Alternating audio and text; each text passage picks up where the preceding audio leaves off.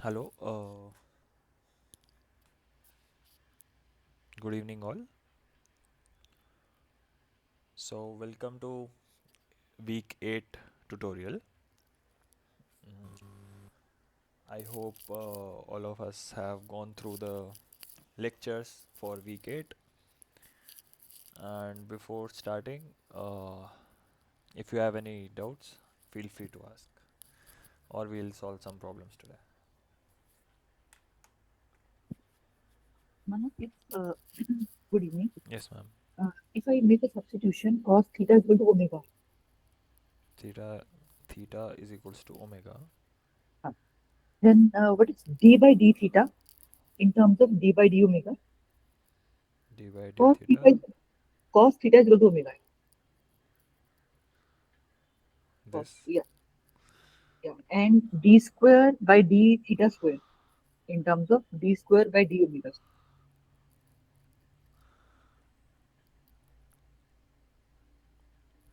Okay. So what we'll do, we'll just apply the chain rule, right? So what is the chain rule? We want d by d theta, and we want to write in terms of d by d omega. Okay, so let's say we have any function f of theta, right? And then we change this to, we make this change where we put cos theta as omega, and then let's say we have some function, the new function that we get in terms of omega, right? So when we do derivative with respect to omega, so this will be dg this thing, and an additional, because here we had d by d theta, so the dimensions has to be of 1 over theta, so then here we will have additional d omega by d theta. Okay, and then you can substitute for omega, you can substitute cos theta, and you know the derivative of cos theta will give you minus sin theta. So this term will simply become minus sin theta.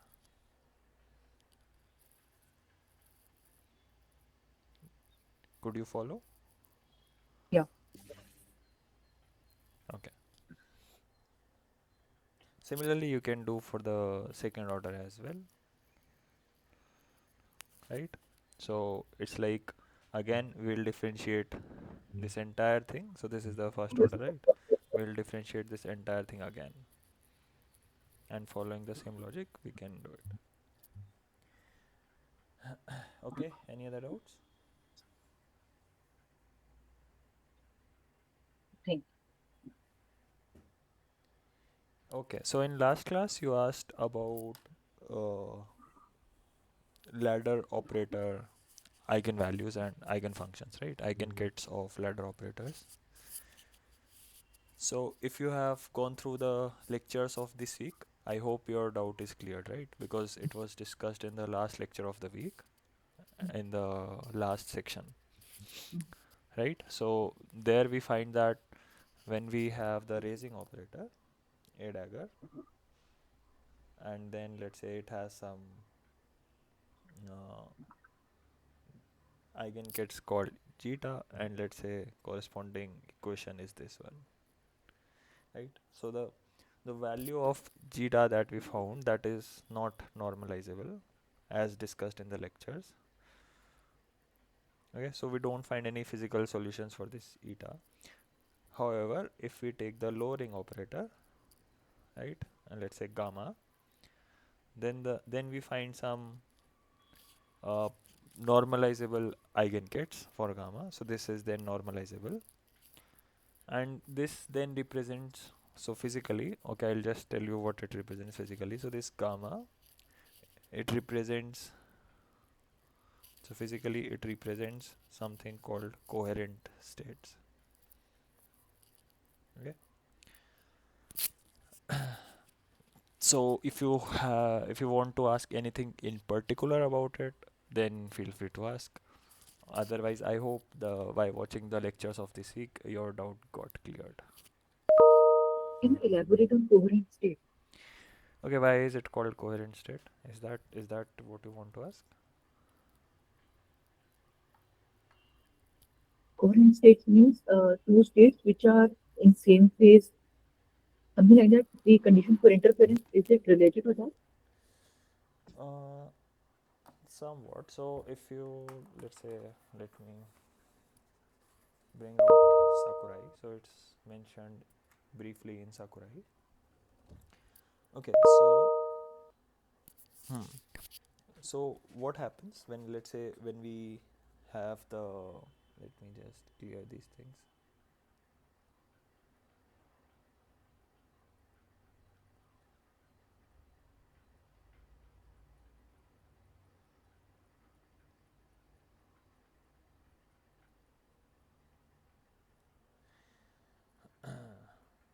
Okay, so let's consider a harmonic oscillator, and if we find out how the value of, sorry, how the value of x operator, so this is as a function of time, right? So if you calculate, you will get this equation, cos omega t plus p0 by m omega sin omega t. Okay, so these x and p are operators at time t equal to 0. Similarly, you will get a equation for p, which will also have this sine term and a cos term, right? So sin omega t, cos omega t, and then you will have some coefficients here, right? Now, so what this tells us, that our x and p operators, they are oscillatory, right? They are oscillating in time when we consider this time coordinate. So they are oscillating, and this is kind of like what we expect for classical systems, correct? So the x value of a, let's say, simple pendulum or a spring system, that is oscillatory. Similarly, the momentum is also oscillatory, right? So this is reminding us of some classical systems. But if we consider the eigengets of the Hamiltonian, like n, which we generally do, right, and then we try to find out the expectation value n, and then x of t, and then again n. So what will you get when we consider this? Can you tell me? So x of t we can write like this. So it will have x0 and p0. Again, x0 and p0 we can write in terms of raising and lowering operators, right? So a and a dagger, correct? So when we will have a operating on n, we'll get n minus 1, and this entire thing will become 0. Similarly, when we have a dagger operating on n, we'll get n plus 1, and again this will give us 0. So this entire thing will become 0. And same thing will happen for our momentum operator, right? So this will also be equals to 0. Is this part clear why this will be 0? Because we can write x and p in terms of a and a dagger. Yes, and then this n will be, in one case it will be n minus 1, Yes, in yes. other case it will be n plus 1, so we'll get 0. Yeah. Okay, because they are Orthogonal. orthonormal wave functions, right? So this means that if we try to write the expectation value of x and t, sorry, of xt and pt, then we don't get any oscillatory behavior like we get in classical mechanics, right? So intuitively you'll expect, okay, so this x oscillates and this p oscillates, so this expectation value should have this cos omega t and sin omega t factors in its expectation value. But we have to remember that these n are energy eigenkets and they are not x and p eigenkets. Then what you can do, you can construct eigenkets, and these happen to be the these coherent states, and they are denoted by lambda in Sakurai's book. So if you write, this is the lowering operator, okay, and these lambda are then they are the our coherent states. So if we perform this same exercise in instead of n, if we take lambda, then we will get this oscillatory functions in our this. Just a second.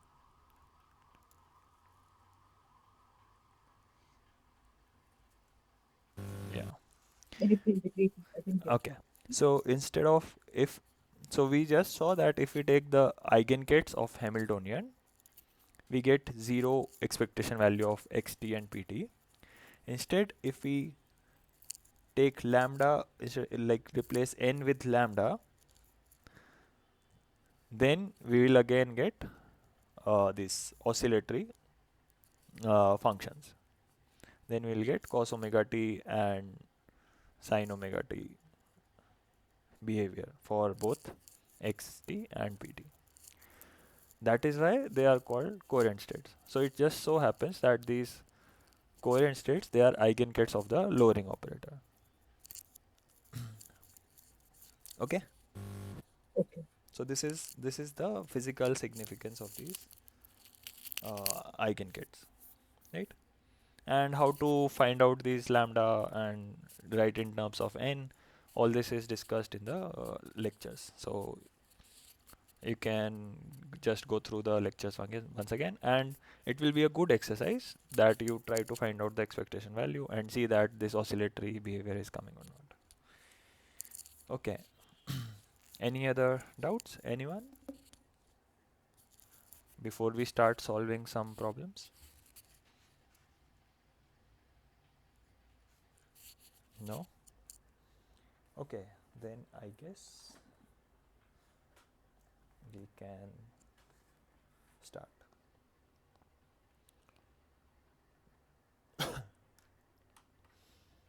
So this is the first problem, okay, and here we are given a Hamiltonian operator H written in terms of sigma dot b, and it is given that b denotes the magnetic field and sigma are the Pauli matrices. So here notice that it is sigma dot b, okay, and this is the Hamiltonian. And what we are asked to find? We are asked to find the eigenvalues. Okay. So our Hamiltonian H is sigma dot b. So we can write it as, sorry,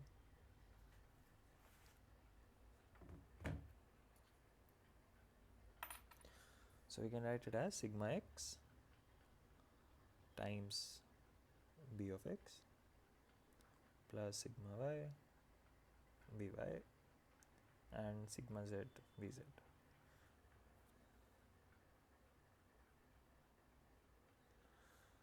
Then this sigma, we know sigma x. What is sigma x? Pauli matrices 0 1 1 0 multiplied by b of x, and then 0 minus iota iota 0 b of y, and then 1 0 0 minus 1 b of z. Okay, so the first term, so this will be 0 here, and this is just bz, right? For second term, we will have bx and minus iota by and 0 here. So bx minus iota by, and similarly it will be bx plus iota by, and finally minus bz. Okay, so this is our Hamiltonian. Good. Now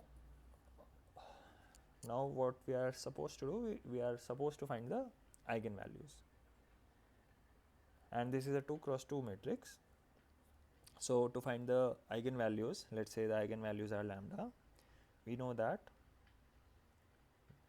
h minus lambda I, if we take the determinant of this thing and equate it to 0, we will get the eigenvalues lambda.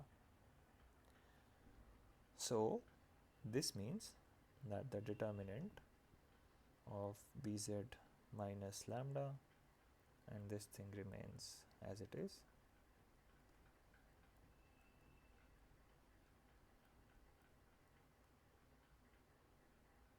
and then minus bz minus lambda. So this determinant, this has to be equals to 0. Okay, so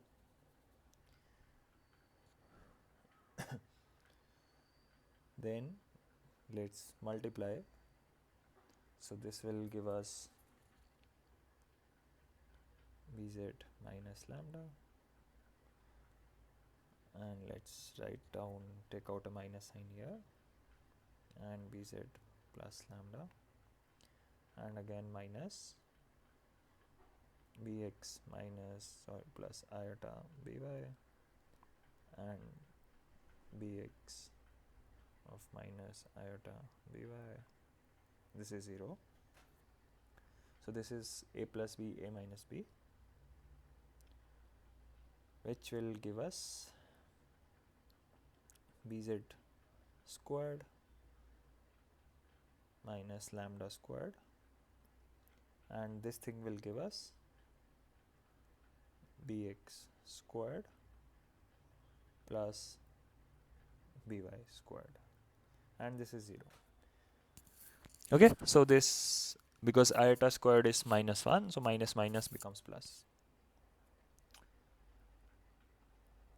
Okay, so let's write, so this minus minus, again this becomes plus, so our lambda square is nothing but bx squared plus by squared plus bz squared. Or we can simply write this as mod b squared, right, where b is the magnitude. So finally we can write lambda as plus or minus magnitude of our magnetic field B. Okay, so option C. Oops.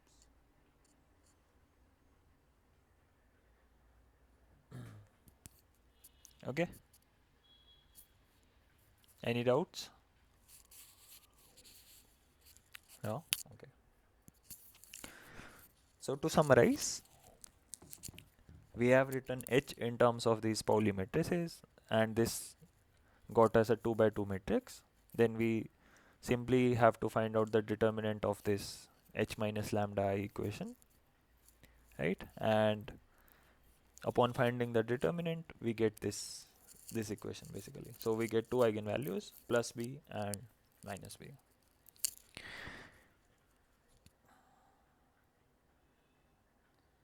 Okay. Now, just a second. So,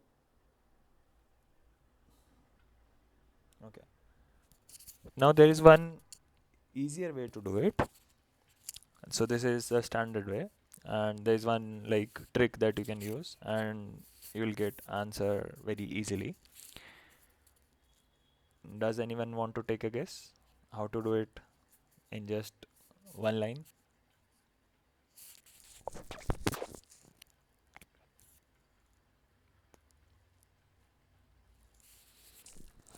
Okay. So what you can do? We are given h as sigma dot b, right? So what we can do? We can square both sides, right? So upon squaring,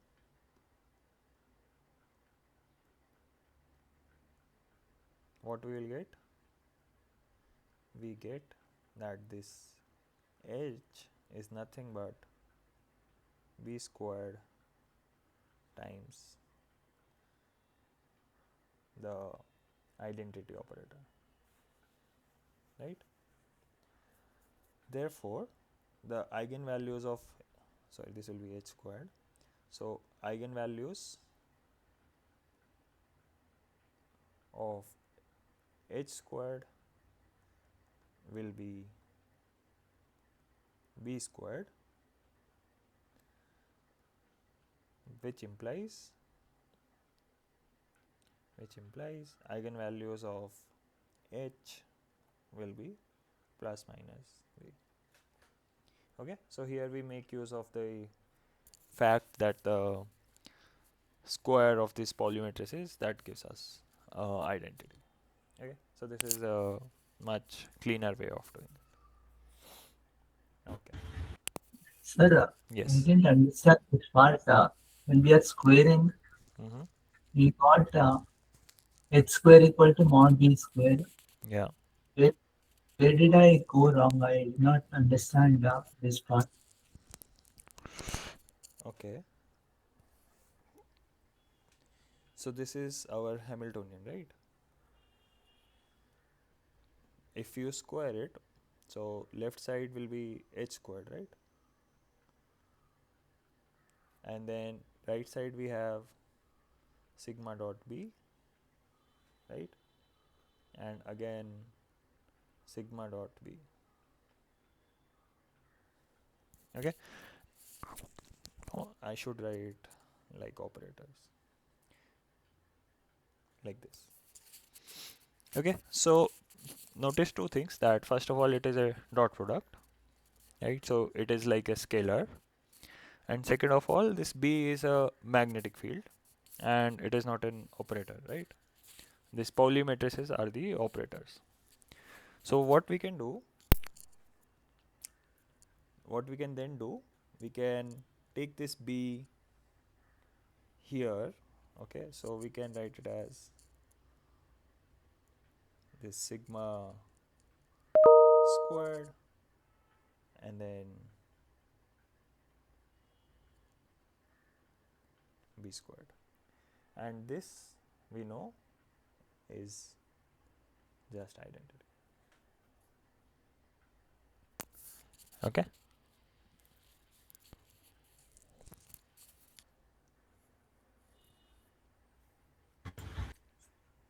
Right. Okay. Okay, so let us solve one more.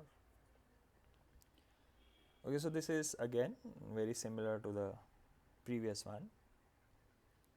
Here again we are given a Hamiltonian in terms of Pauli matrices, right? So here we have this Hamiltonian as some, okay, sorry, epsilon, and this epsilon is a constant. having the dimensions of energy. So this is some constant, and then again we have a dot product of sigma dot n, right? What is n? So is a n is a unit vector.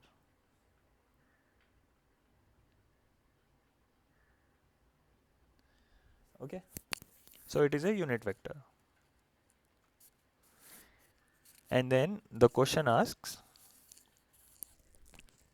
the energy eigenvalues of H will be. So similar to the previous problem, earlier we had magnetic field. This time we are given some constant epsilon, which is written in terms of some unit vector n hat. Okay, so how do we do this thing? So again, there are like couple of ways. So one way to do is that this n cap we can use spherical polar coordinates a, yeah, a. We can use this spherical polar coordinates,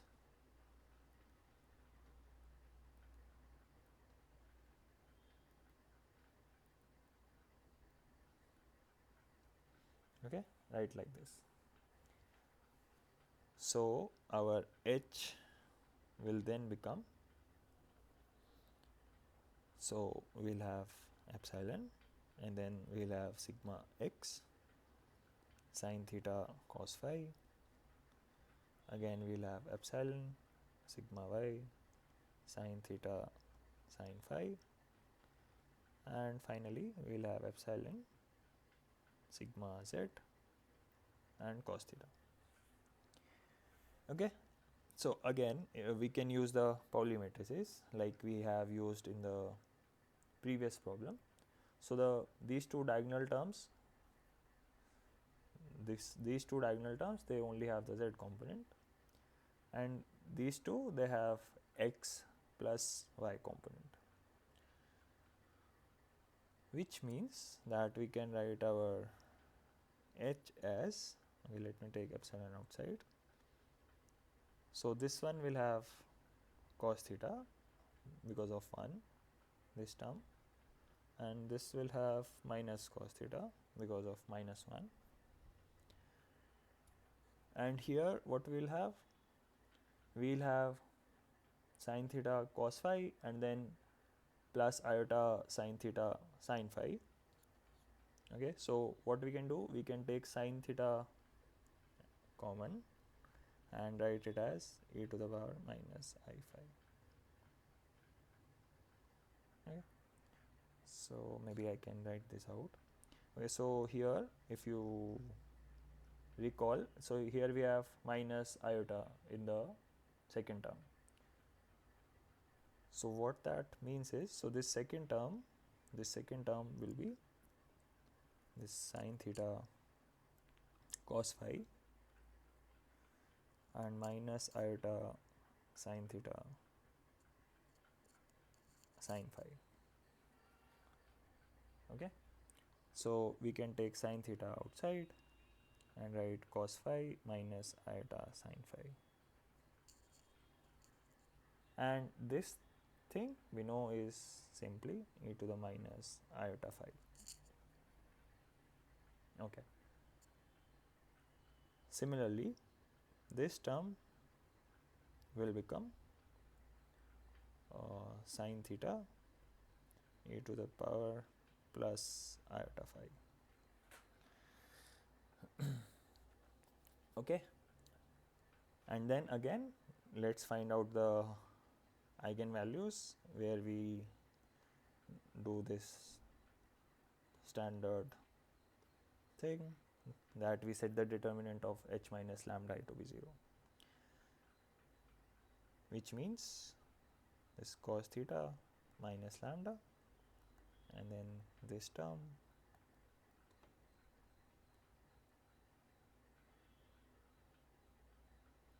again minus cos theta minus lambda, so this determinant goes to 0. So again we can take a minus sign here, and I am writing So this is cos theta minus lambda, cos theta plus lambda. So this is cos square theta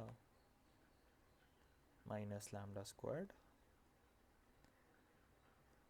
and this will be minus sine squared theta. So this is 0.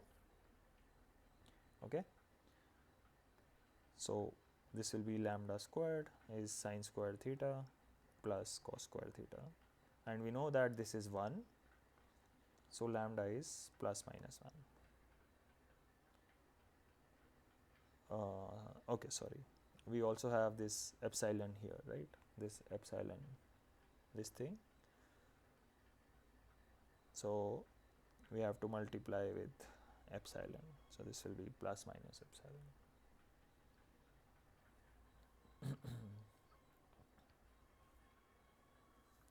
Okay, so the answer will be A.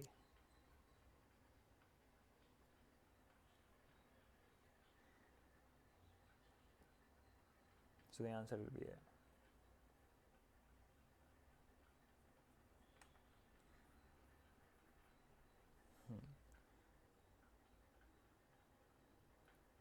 Yeah, any doubts?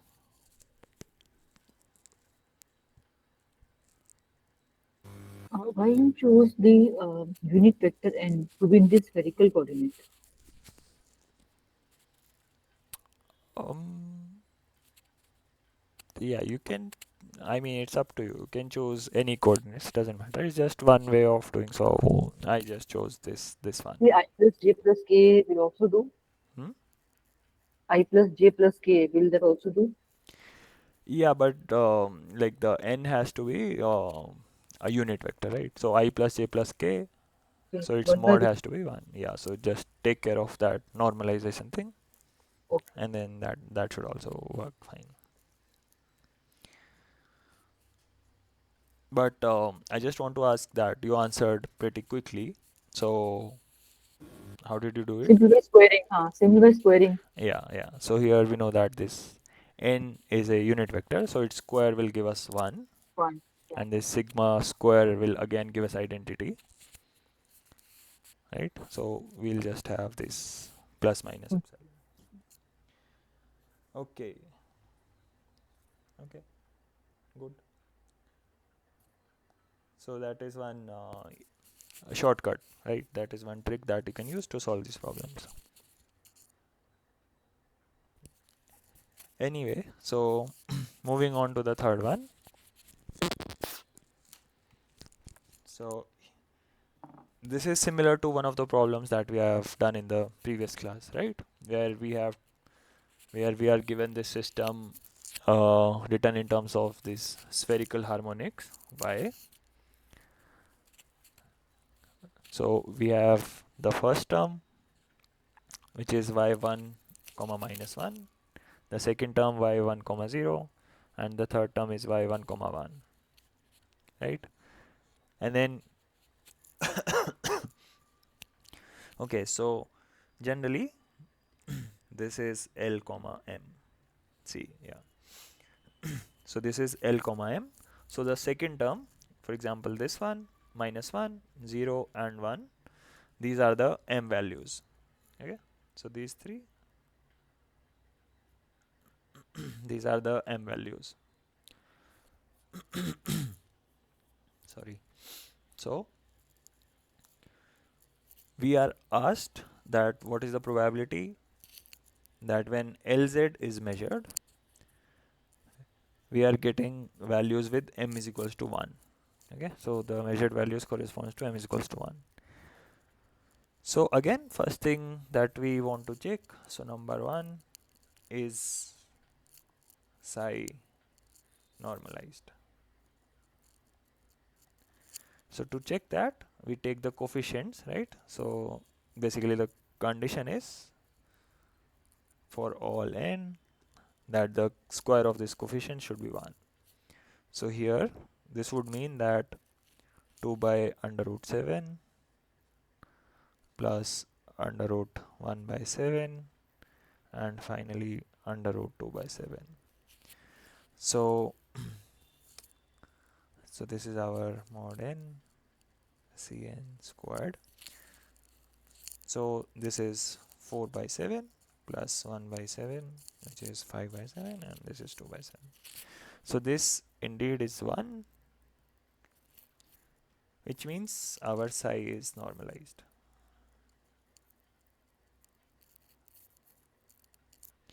Okay, since our psi is normalized, and then we can directly write the probability corresponding to this. So the probability corresponding to m is equals to 1 will be the square of this coefficient, which is minus 2 by root 7. So our p will be minus 2 by 7 squared, which is simply 2 over 7. Option number C. Okay, so this was like one problem from the previous session. Sir, First Yes. and last question. what to do if it is not normalized? Okay, if it is not normalized, then there are two things that you can do. Okay, so one is that you find out the normalized wave function, right? And then, so let's say you have this normalized wave function with new coefficients, right? So d1, y, lm, all these, right? For all n. Okay, so for example, let's say if this was not normalized, if it was just maybe they would have given this wave function, let's say 2y1 minus 1 plus 1y10 and plus root 2 y1 comma 1. Okay, let's say this was your psi. So then one thing that you can do, you can normalize. So for normalizing, if you take mod square of all these, so this will for example give you 4, 1 and 2, so you will get 7, right? So you can divide the entire thing by under root 7, and then you have normalized it, and then we can do it in the same way, or instead of normalizing, so when we are finding the probability, so here we just divide this thing whatever the probability is. Okay, so let me write. So probability, let's say this was C3, right, corresponding to the third term, C3, this, and then the divide this by the normalization. Okay, so if it is already normalized, then this term becomes 1. If not, then this will be not equal to 1, and we have to take care of this value also. Okay, is that clear? Yes, sir. Okay, then let's quickly move on to the next one. So here we have, okay, what do we have here? So we are given that this number state 0 is the ground state of harmonic oscillator, and this is annihilated by a lowering operator, this thing. And then we have to find out the position space wave function psi naught x will be this thing, where a is normalization factor and beta is a dimensionless constant. Okay, so what are we given? We are given that the number state 0 is the ground state. So what is our ground state? It is this ket 0. Then our annihilation operator A is given as this thing.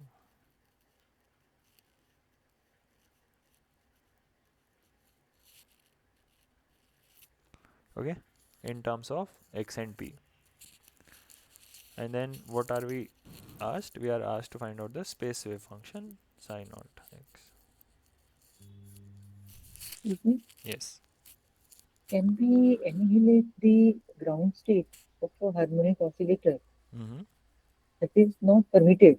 We cannot go below the zero state. Yeah. So is the question, how would you justify the question?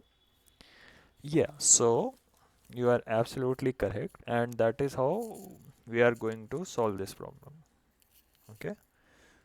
So as you said, if we do this operation, what will we get? Zero. We'll get 0, right? This thing. So or simply 0. We don't need to even write this.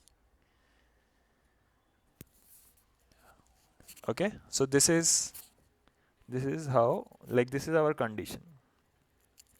Okay. And then instead of a, we'll write this x and p, and p we'll write in terms of d by dx, and then we'll get a differential equation, and then we'll solve the differential equation to find out the value of psi naught x.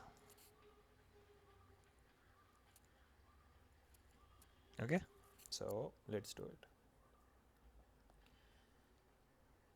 Okay. So this is one thing, and this is the second thing.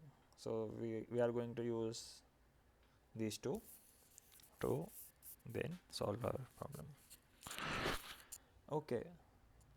Also we should note that p we can write p as minus iota h cut d by dx, right? This is our momentum operator.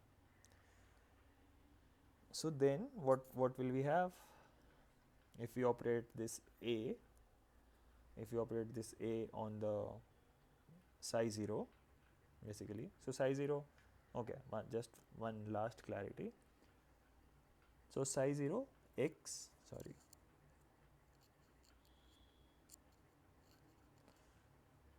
so this psi 0 x is nothing but the same state, right? It is the same ground state, but it is written in terms of this space coordinate x, right? So we can just perform this operation, and then we get this psi 0x. Okay, so basically if we operate the lowering operator on psi 0, again we will get 0. That is the entire point of this discussion. Okay, let's do it. So what we have then? Okay, so we'll have under root 1 over beta, and then x plus iota beta squared by 2h cut, and then here we have minus iota h cut d by dx acting on psi 0 x. This is 0. Okay, so this is the equation, and you can see it is a differential equation, and we are going to solve this one. So okay, so first of all we can get rid of this term, right, because this right hand side is 0. So then what we'll have x plus, now this we have iota here and minus iota here so this just becomes minus 1, and this minus sign, so plus 1. So this is just simply plus beta squared, and this h cut they'll cancel out, so this beta squared over 2, and then d by dx, and then this entire thing times psi naught of x. This is 0. Okay, then what we can do, we can write this as beta squared by 2 d psi naught by dx is equals to minus x of psi naught, right? And then let me take this beta square over 2 to this side, so we'll have minus 2x over beta squared. So we get this differential equation, right? Now, okay, so what will we get for psi naught? So either you can write directly if you know that this will be an exponential function. Just a second. Yeah. Okay. Or what we can do, we can write this as this thing, right?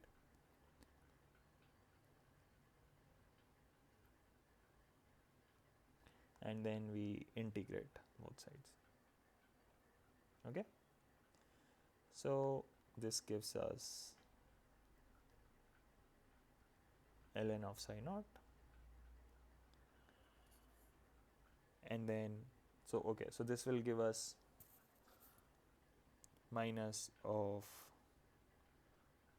so this will be x squared by 2, right? So this 2 and 2 will cancel, so this will be simply minus x squared over beta squared and some constant c. So then we can take the exponential, and our psi naught of x is simply some factor a minus x squared by beta squared.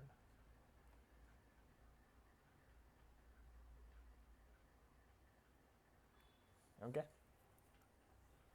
let's see option A.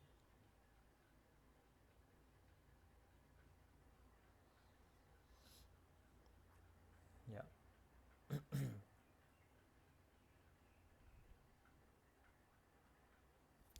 Okay, any doubts in this one?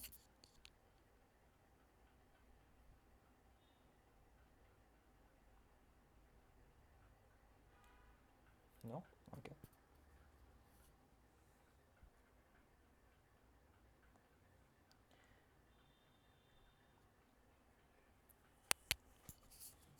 So let's move on.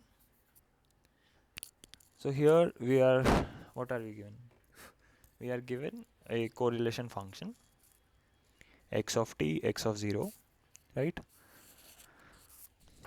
So here we have xt as a position operator in Heisenberg picture, and 0 is the ground state of the one-dimensional harmonic oscillator. Okay, and then we have defined a correlation function and we have to find out its value. Okay, so what do we have to find out? We have to find what is f of t. Basically, we have to simplify this equation. X of t, x of 0, and then 0. Okay. So how are we going to do this?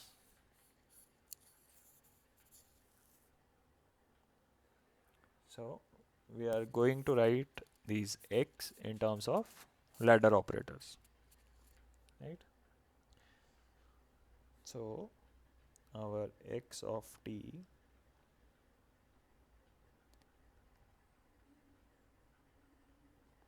is h cut over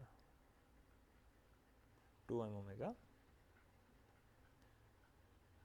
and then this a e to the minus iota omega t plus a dagger e to the iota omega t.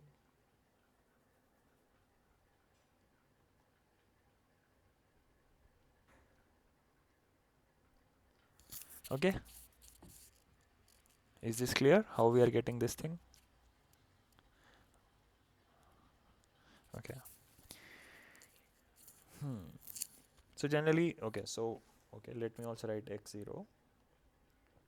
So at t equal to 0, this thing remains unchanged, right?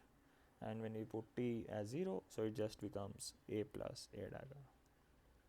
Now we are more used to seeing this equation, right? Notice that what we can do, we know that the when we operate a, we get uh, minus h cut omega, right, as the energy eigenvalue. and then if we do it this exponential part, right, because this is time dependence. So for time dependence, what we generally do, we do this thing, right? And this, if for the lowering operator, E is minus h cut omega, so this becomes e to the minus iota omega t. For raising operator, this is h cut omega, so this becomes e to the power plus iota omega t. Okay. Okay, so what do we do next? We multiply these two, because here you see we have a product of xt and x0. So this product xt and x0, so the square root will go away. We'll have this thing, and then we'll have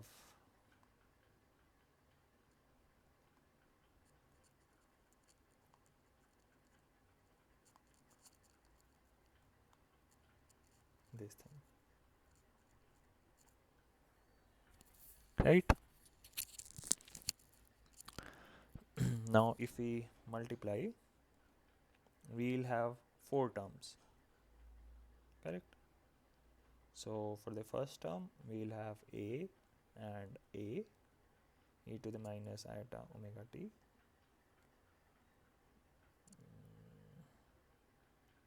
Maybe let me write it here. Then for the second term, we'll have a and a dagger, e to the minus iota omega t. Then a dagger a, e to the iota omega t, and finally a dagger e to the iota omega t. Okay, so we have these 4 terms, and here we have, so for f of t, notice that we have these 0 states, right? So this 0 state on the right side and the 0 state on the left side. So what will happen to the first term when we operate? So this first term, it has this is lowering, sorry, zero. yeah, so this will This go to includes 0, yeah, because a times 0 is 0. third, and the third term also will go to zero. Yeah, similarly this third term, which is a dagger a, will again go to 0. Okay, so finally, what about the fourth term, this a dagger a dagger? What about this term? Will this also be equal to 0?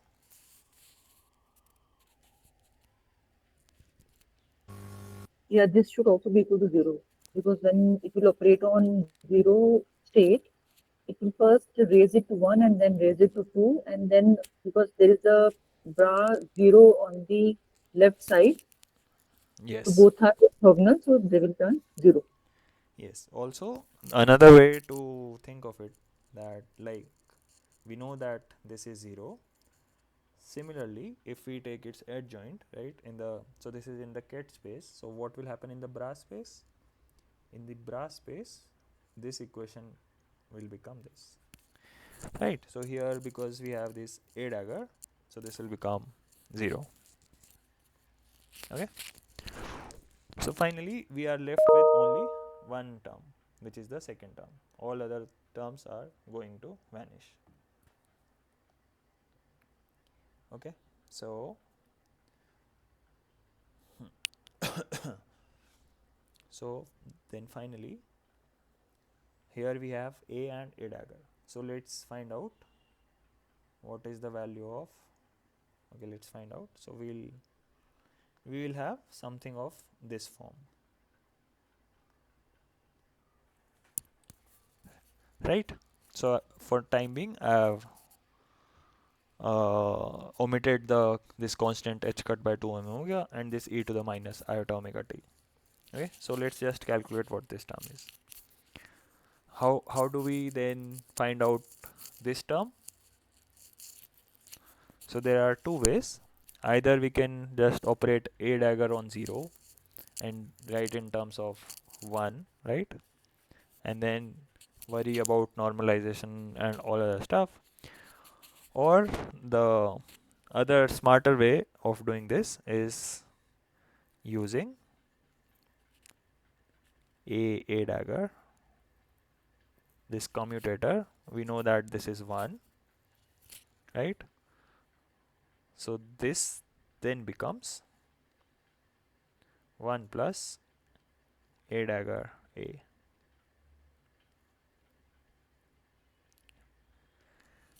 right?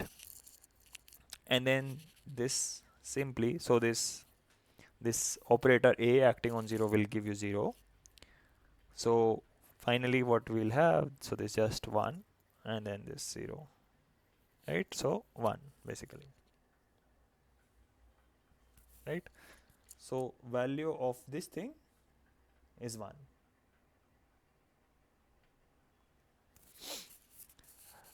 Okay, so here we have used this commutator relation. I mean, it's not necessary, you can just operate a dagger on 0, you will get, so a dagger on 0 will give you 1, and then this lowering operator on 1 will again give you 0, right? So you will have 0 0 which is 1. So either way is fine. Okay, so then substituting back, okay, so this was our f of t, and what do we have then? We have our f of t, so we'll have this constant term and this time dependent term, and then just multiplied by 1. So this is it, right? This is it. Okay, so it's a oscillatory kind of a function, right? This, we can see that this is iota omega t, so this is cos and sine kind of a function oscillating with a frequency omega. Okay, so this is, what was it, 2 h cut by 2 omega, so option C, right?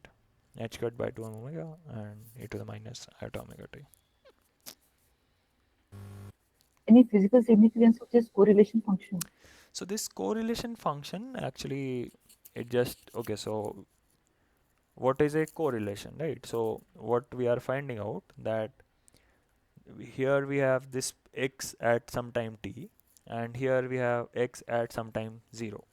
Okay, so this is our initial position, right?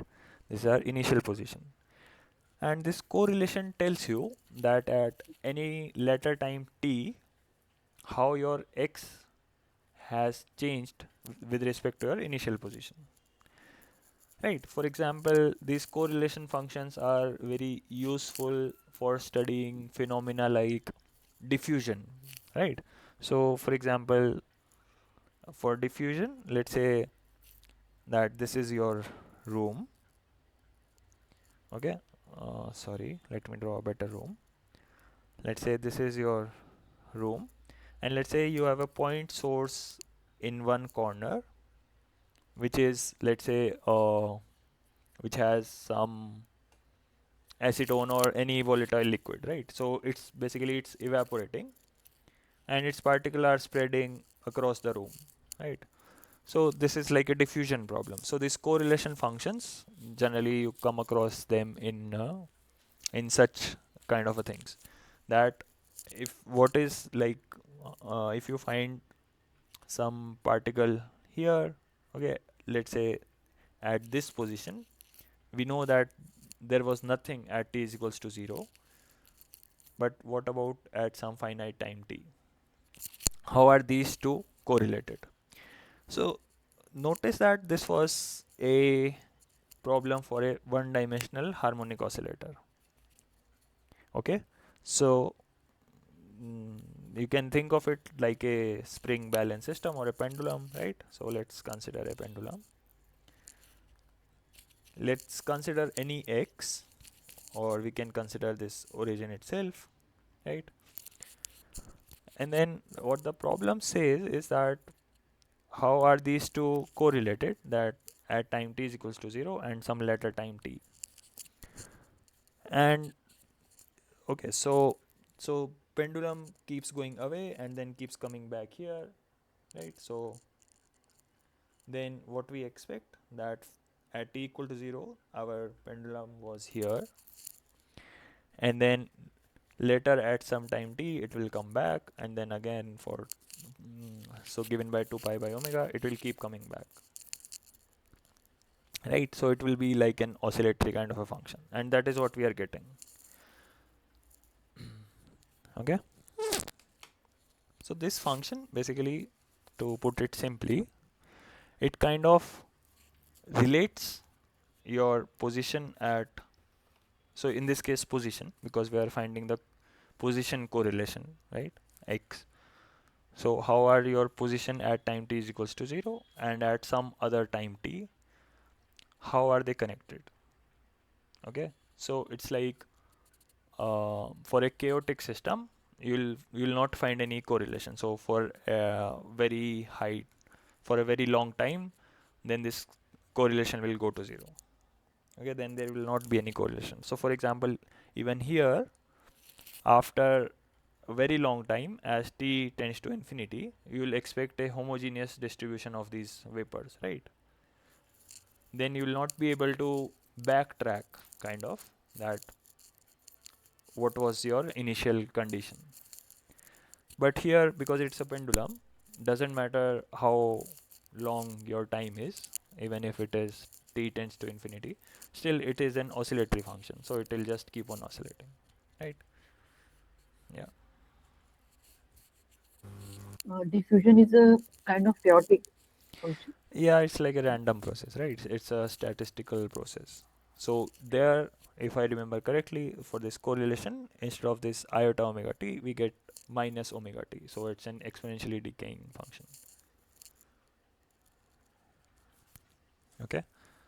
So at smaller times, we are able to tell easily that what was our initial condition. And as time goes on and on, it becomes harder and harder to find out what our initial condition was, right? So for example, here at t tends to infinity, it becomes homogeneous, but at some smaller time we would have such kind of a distribution, right, where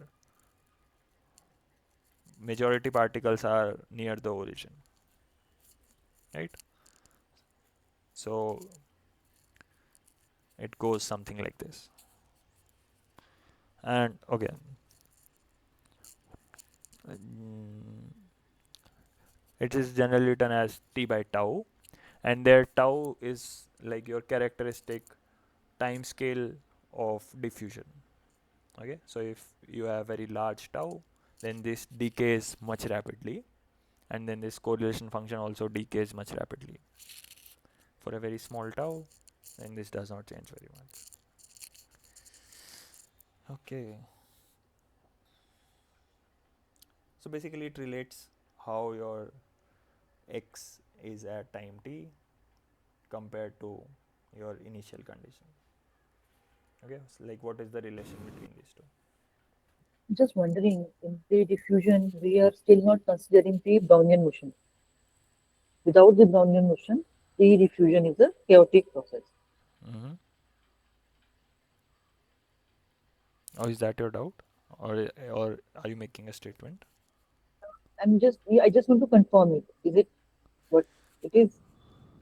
A diffusion process is chaotic even without considering the Brownian motion. Am I correct?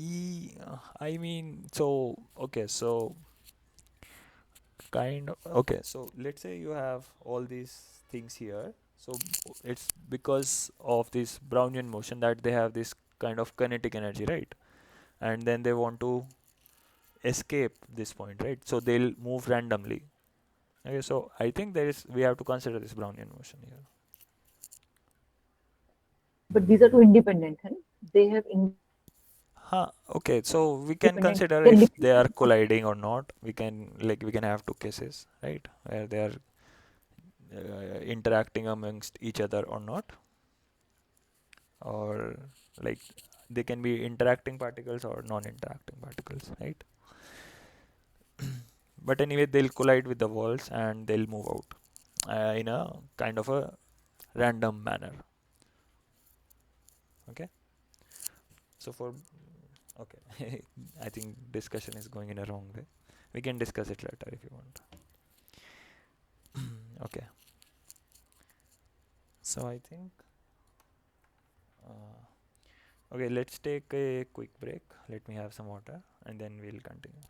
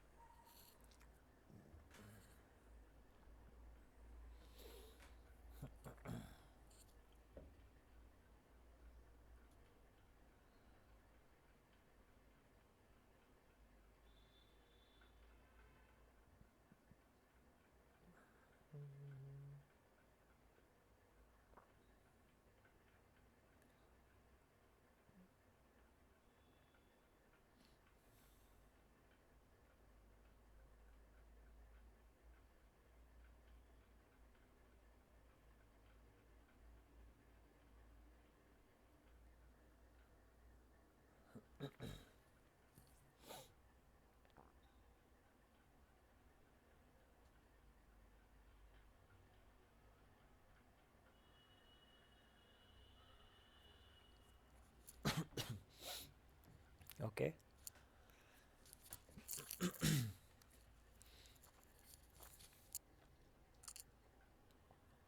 Okay. So again, we are given some Hamiltonian, and what are we given? We are given h cut omega naught, and then inside we have two operators, C and C dagger. And what is given about C? Operator C is defined by the following relations. So there are two things.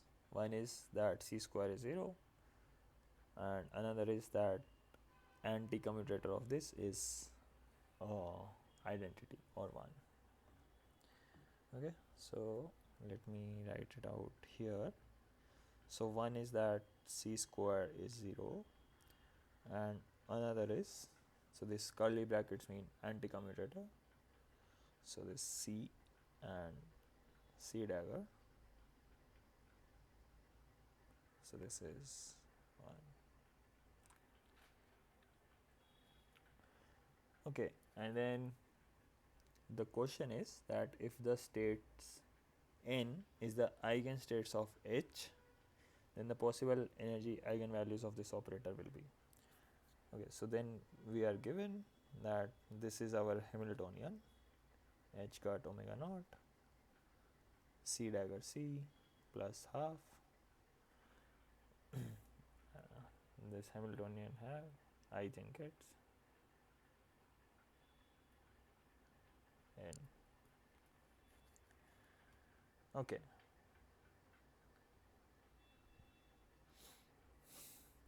and we have to find out the possible energy eigenvalues. So that is the problem. What will be the possible energy eigenvalues? Okay, so generally, okay, like drawing analogy from our ladder operators, okay, we can assume that this n can be this. Okay, so we have defined this thing. Okay, C dagger C. So we have defined this operator n as C dagger C. Okay, so let's find out then what will be n squared. So n squared will be C dagger C multiplied with C dagger C. So this will give us, okay, so how can we write this thing? So this becomes C dagger, and then I can write this as C dagger C, right? And this thing, so basically using this equation, we have C dagger minus C dagger C is 1. So C dagger can be written as 1 plus C dagger C.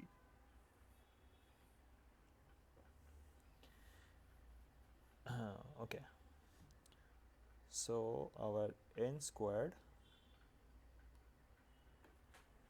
will then become, This anti-commutation is given, na? sorry, So should anti-card is there not, be yes, plus, correct, n squared and then this C dagger. So this C dagger, this will be 1 minus C dagger C, right? And then C.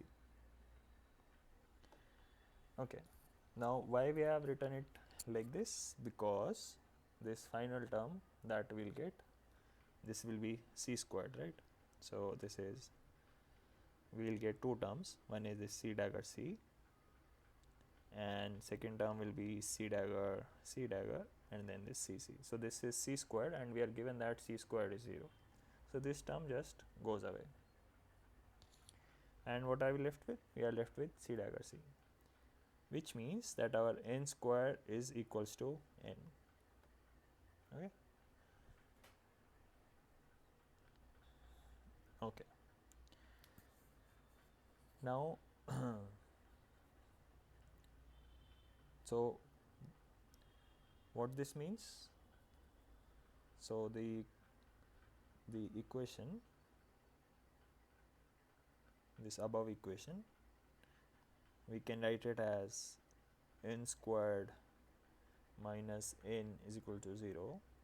So this implies that we have n minus 1 as 0. Okay, which means that either n is equals to 0 or n is equals to 1. Okay, so we have these uh, two possible values of n, 0 or 1. projection operator, isn't it? Yeah, so like the number operator that we have in the in harmonic oscillator, right? So here we can then just simply replace this C dagger C by n in our Hamiltonian, and it can have value 0 or 1, right? So when n is 0, so this will be just 0, and we will get our energy as half h cut omega naught. And when n is 1, so this will be 3 by 2, right? So n is 1, so our energy will be 3 by 2 h cut omega naught. Okay, so when n is 0, this is correct, right? Half h cut omega naught. And when n is 1, so this is correct, 3 by 2 h cut omega naught. Okay, so A and D.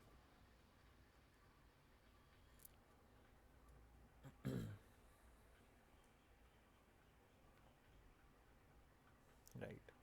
Okay, any doubts?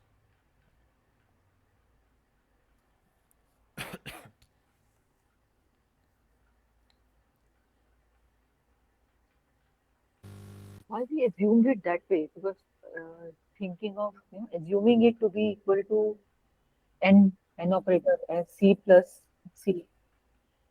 This assumption. Mm, I mean, because they there is no mention like what is this states n, right, of this Hamiltonian. They have just said that these n is eigenstates of H, and we know that when so this n in general, what this means that this corresponds to your number operators, right? So like zeroth state, right, for simple harmonic oscillator, right, or the first state, or similarly, right? So then it was just a very natural assumption to write it like this, right? Because for a simple harmonic oscillator, we generally write a dagger a as n, right? Yeah, but here that anti-commutator property that is different from that of a harmonic oscillator. Correct. The anti-commutator property is different from this harmonic oscillator. That is correct. So yeah.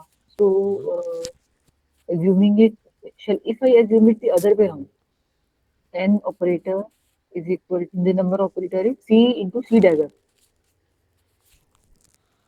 Okay. Then the problem is Mm-hmm. if you operate it on, let's say, any state, let's say n state, right? Any get n, because that is, we know, is a eigenstate of H. Mm-hmm. Then that will not basically give you this thing. Mm. It might actually. Yeah. Shall we try doing it this way? Okay, I mean, we can try. There is no harm. So let's do it very quickly. So what will happen? This C, basically this C and C dagger, they'll flip, right? So here also they'll flip. So this will then become,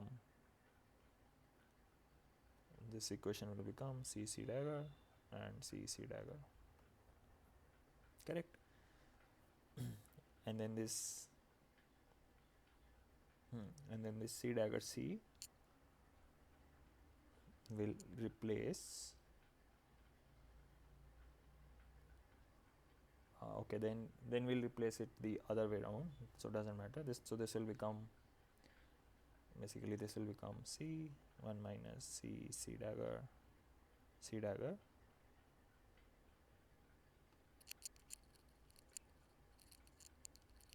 Yeah, and so the first term will just give us C C dagger, right? And then this second term will just go to 0, because this will be C squared, right? C and C squared. So this will go to 0. So C C dagger, and this is equals to n. So we'll again get the same condition, n square equal to n. And again we'll get basically these two eigenvalues and these two things. So we'll get the same answers.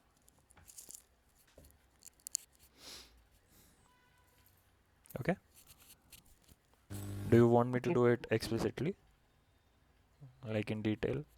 I just rushed through it.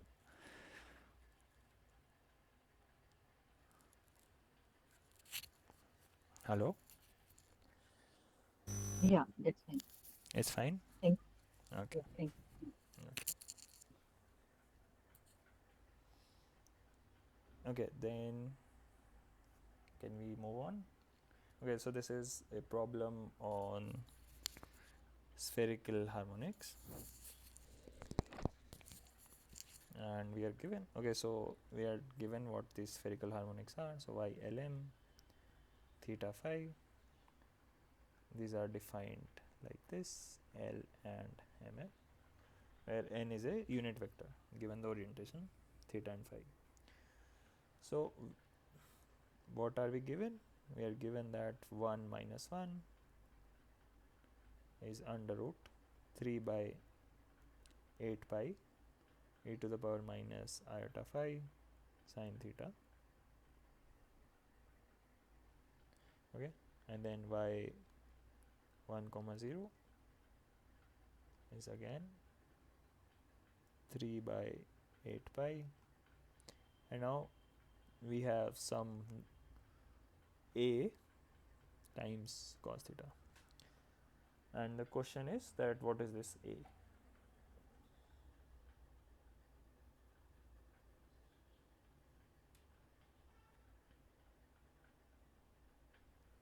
Okay, so how are we going to do it?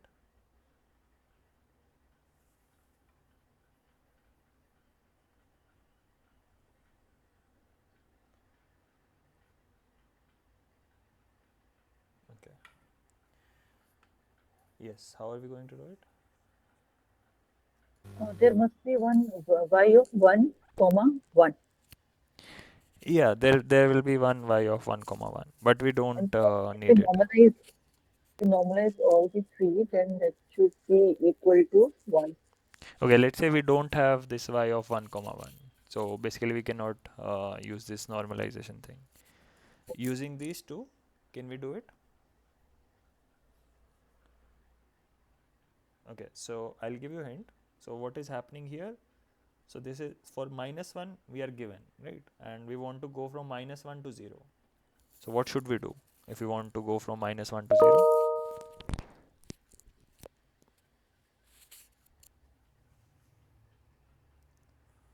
So basically what we should do is we should use a raising operator.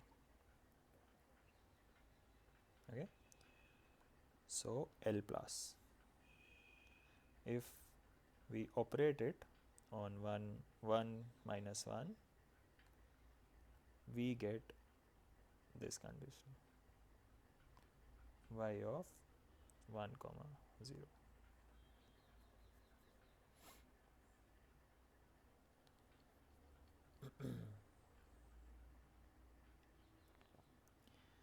Okay, so now this thing,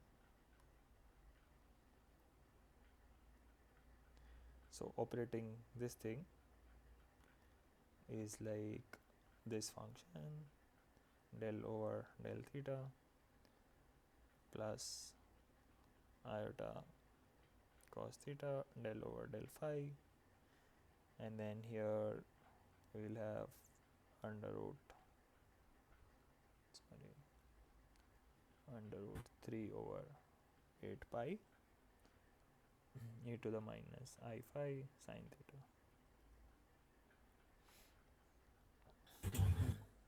Sir, shouldn't that be I cot theta? Sorry, that will be cot theta. Yeah, good. So this is how we define this L plus. It is in fact cot theta. Sir, for the statement that you wrote above, Yeah, L plus y 1 comma minus 1 equal to root 2 h bar. yeah. Is that the formula root of L into L plus 1 minus m into n plus 1 h bar? Sorry, can you repeat? There's a formula square Uh-huh. root of L into L plus 1 minus m into n plus 1. Yes, yes. So that will give us root 2, right? Okay. So yeah, I should have mentioned. So under root L plus 1, right? So L is, you can see L is 1, right? Correct? L is 1. So this will give you root 2. And the second term, so M is 0. So second term is just 0. Okay? That's why we have this root 2 here. Okay, so basically we have this. Now, okay, so we have both phi and theta components here. So if we do del over del theta, what will we get? So this sin theta will become cos theta. So let's do it here. So this becomes, okay. Also we have this under root 3 by 8 pi. Let me take it outside. Yeah, so we will have e to the minus iota phi, and this is cos theta, correct? Then plus iota cot theta, and then del over del phi, what will this give us? So this will give us e to the minus iota phi times minus iota and then sine theta.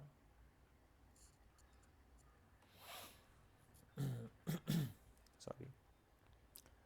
Okay, so this iota and minus iota, so they'll just cancel out, right? So this is just this thing and cot theta multiplied by sine theta will give us cos theta.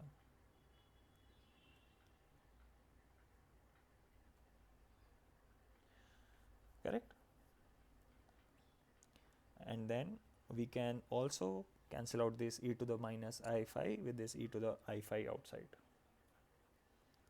So this then just becomes cos theta plus cos theta, which is simply 2 cos theta. Okay, so let me write it out properly. This will be h cut under root 3 by 8 pi times 2 cos theta.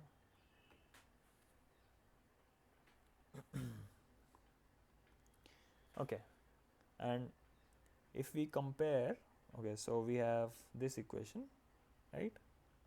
We have this equation, what we have been given in the question, and then we have this equation. So if we okay, also sorry, also we have to take out 1 under root 2, right? Okay, so let me write it down like under root 2 h cut and then under root 3 by 8 pi multiplied by under root 2 cos theta. So this thing in the brackets, this is actually y1 comma 0, right, from this equation, right? And then comparing these two, so what will be the value of a? So a will be 2, right? A is equals to 2. Yes. Sir, I got a doubt in this step. Which When one? we got to L plus by 1 comma minus 1, that Mm-hmm. formula. Here? Yes, the second line. Second line. So the simplification part. Oh, this one? Yes, sir, that part. Okay. Okay, let me write it again.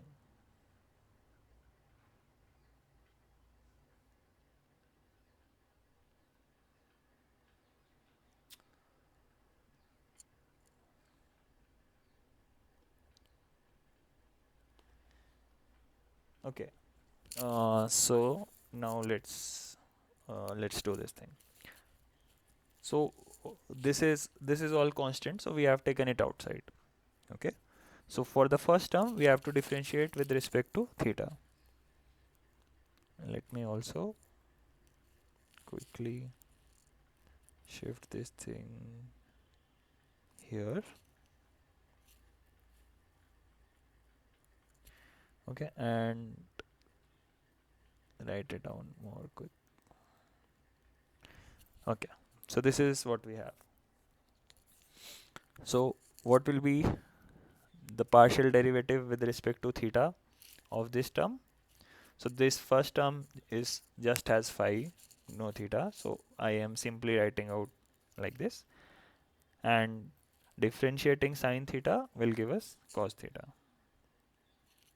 Is this okay? So this one, couldn't Yes. we simplify this by cancelling e power I phi and e power minus I phi because both are Yeah, we'll cancel out later. Okay, we'll okay. cancel it out. Yes, you are correct. We'll cancel them out. And second term, so we have this iota cot theta. So this stays. And then we have to differentiate this term with respect to phi. Okay, so sine theta is just a constant with respect to phi. So let me write it out simply. And then differentiating e to the minus iota phi. So firstly, it will give me the same thing. and then it will give me an additional factor of minus iota. Correct? Correct. Correct. Okay.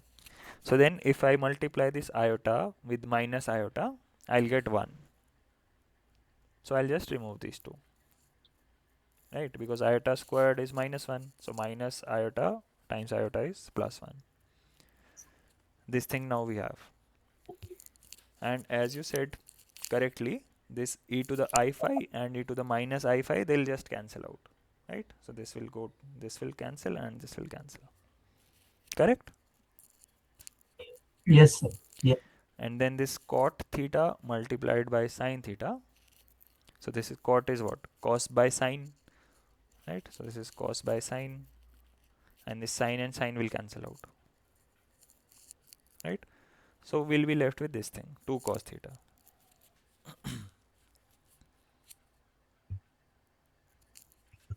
Okay, is it clear now? Yes, sir. Yes. So then for this 2, I have taken the square root of 2 outside, and 1 square root of 2 I have kept inside. Why? Because I want to compare it with this one, so that this root 2 h cut I can take outside, and then whatever is remaining will be my this y1 comma 0. Okay, so then inside whatever is remaining, that is my y1 comma 0, and then simply by comparing with what we have given in the problem, so a, you can see this is like a, so a is 2. That's it.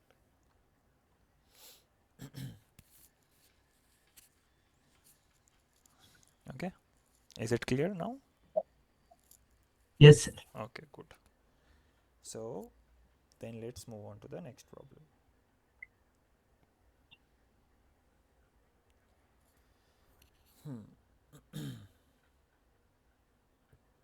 Okay, so what are we given?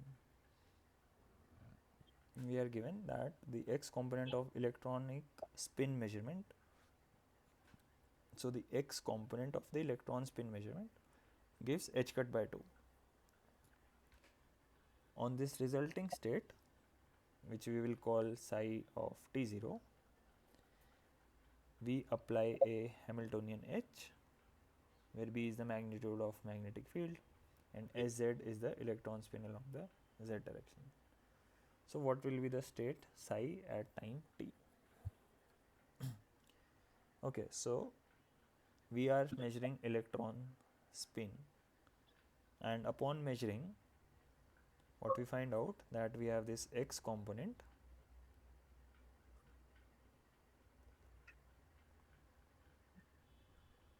of electron spin, and this measurement, this gives plus h cut by 2. So the resulting state,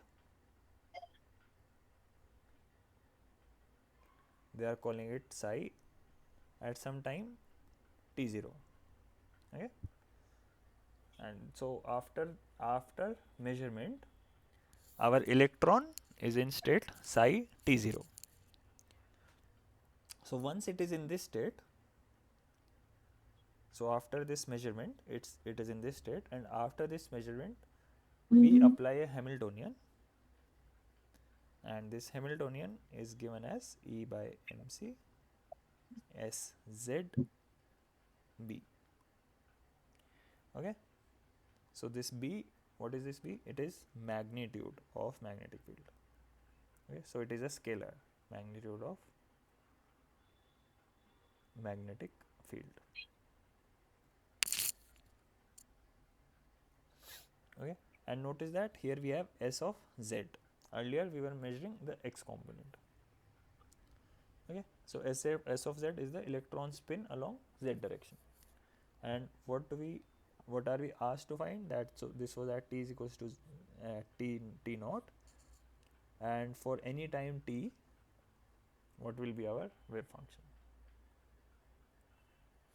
So this state psi at t. Okay, so how should we proceed?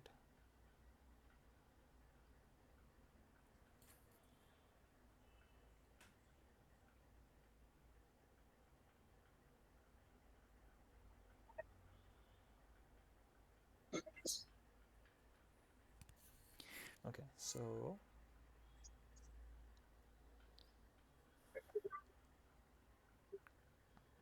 we know how our wave function evolves with time. So what is our time evolution equation?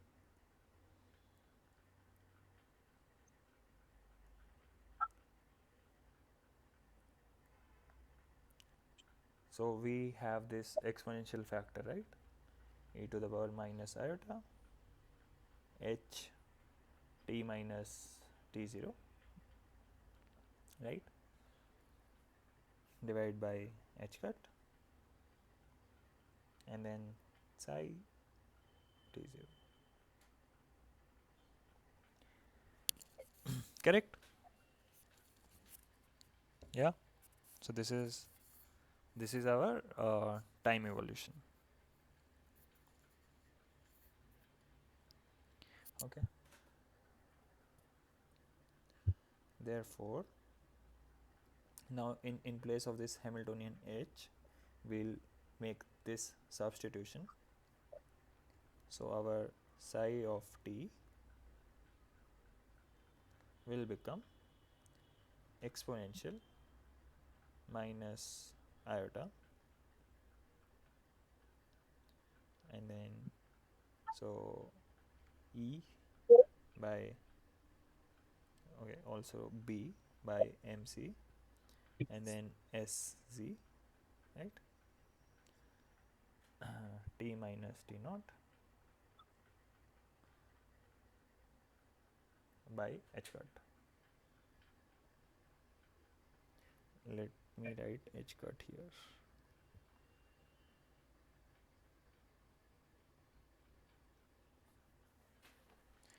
Okay, so this is what we have, and then here we'll have psi at t0. Okay, so let's call this thing as omega for time being. So then, or okay, so before that,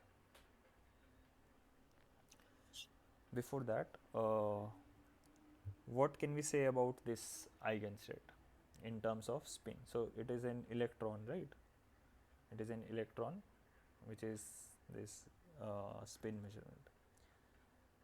How can we write this initial state?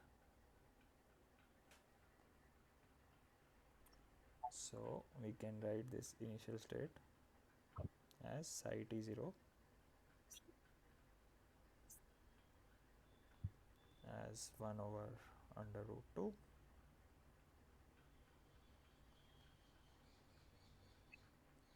up spin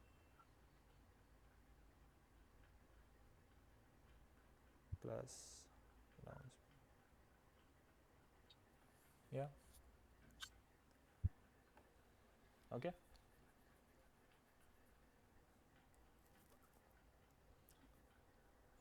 So what will happen when this Hamiltonian operates on this upspin? We will get this h cut omega upspin,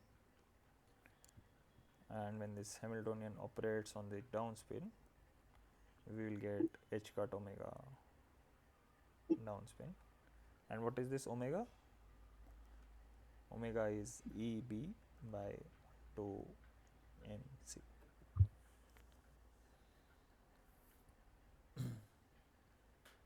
Okay. So okay, here we have this thing, right, Hamiltonian. So let me again write it as h as EB by mc sz, or we can rewrite it as so this EB by mc, and so this is simply 2 omega, right? So we can write it as 2 omega sz.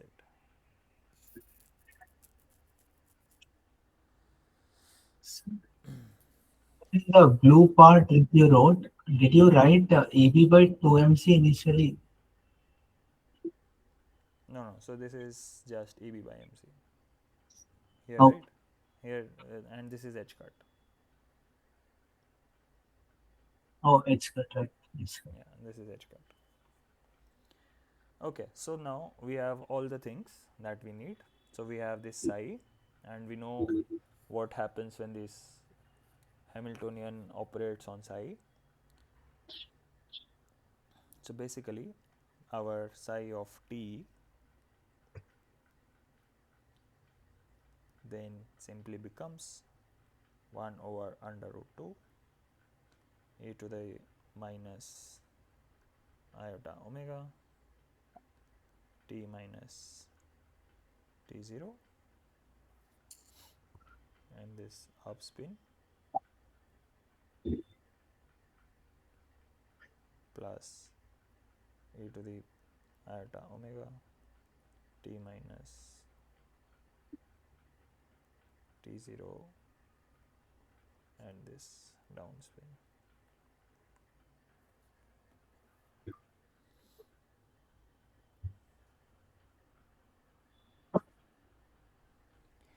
Okay, why? Because notice that this h cut omega so is giving us one h cut, and this h cut will cancel out with this h cut.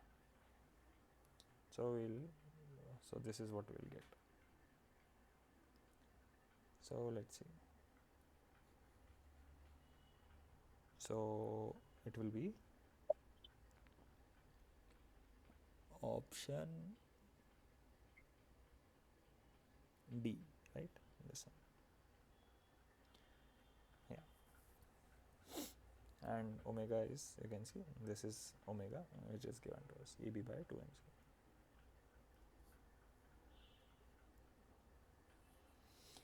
Okay, so now I have one question for you, that here we have written this state at t is equals to 0, right? Can anyone explain to me why can we write our state at t naught? Why can we write it as um equal probability superposition of upspin and downspin?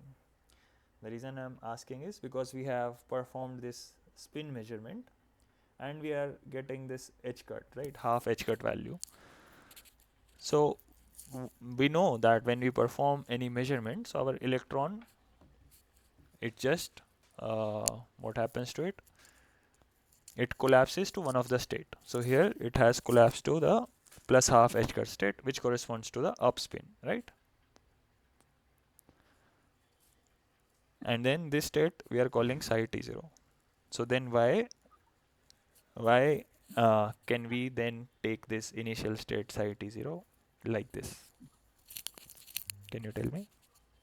Only when it is in the superposition state, now we can have this omega frequency.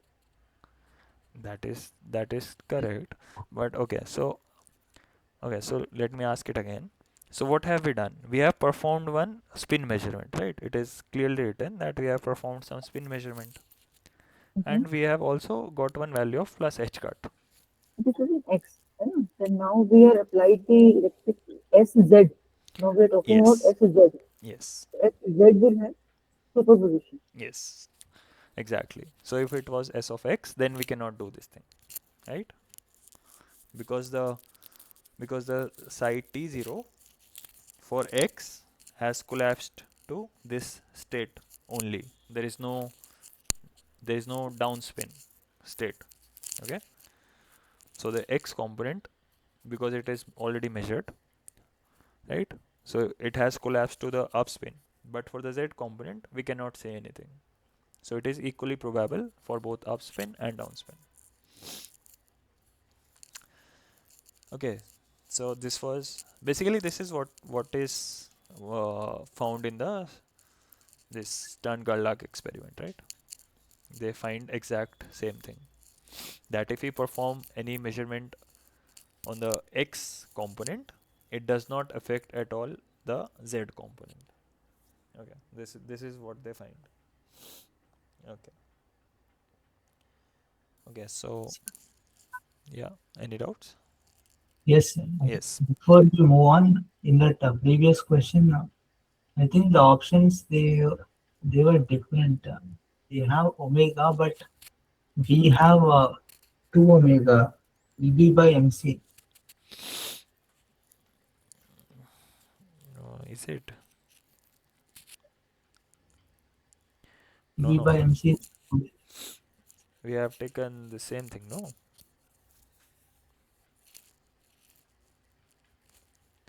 We have Uh, also considered this half factor.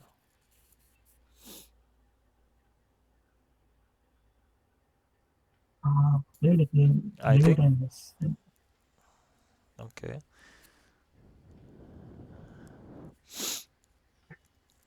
Okay, so I think you are missing that when this Hamiltonian operates, no, so you get additional half factor, right? So instead of h cut, we get h cut by 2. And this 2 we have considered in omega itself. So let me explain what I mean. So here we do not have any 2, right? Correct?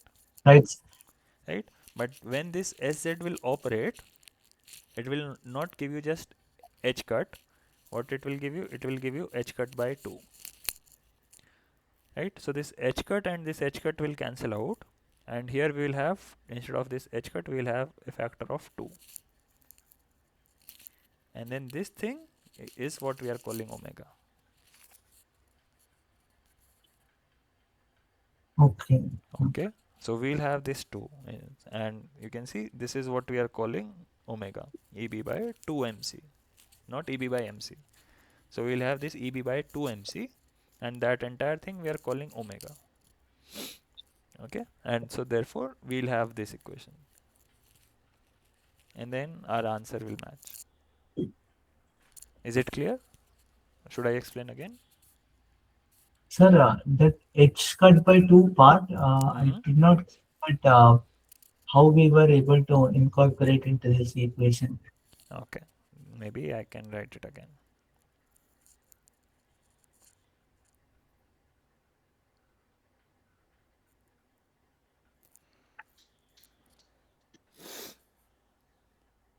So we have this uh, exponential factor, right? What is the exponential factor? Minus iota eb by h cut mc, and then we also have this s of z, and then we have this t minus t0. This is okay? Yes, sir. Okay, so now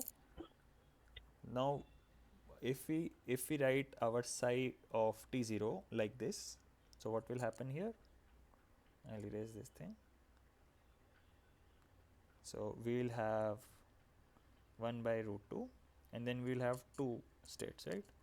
This one and this one. So up spin and down spin. Correct? Right, sir. So we will have two terms. Okay. Let's solve only for the first term. Okay. So just a second.